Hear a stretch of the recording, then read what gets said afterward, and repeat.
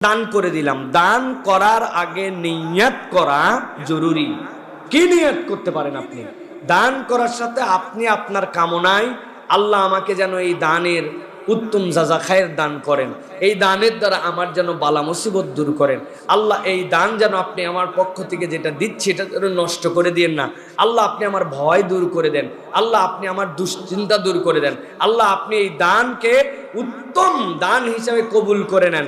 আপনার মনের যে কামনা, এই কামনাগুলি দান করার আগে আপনার নিয়ত করা, এটা অনেক গুরুত্বপূর্ণ। নিয়ত স্বয়ং একটা ইবাদত। আমরা অধিকাংশ মানুষই দান করার পরে নিয়ত করি, দান করার আগে নিয়ত করতে হয়। হাদিসের মধ্যে আসছে এক ব্যক্তি এরকম দানবীর, কিন্তু সেই ব্যক্তি দিনের বেলা দান করতেন না, রাত্রেবেলা দান করে চুপি চুপি গোপনে। একদিন রাত্রেবেলা বের হয়েছে,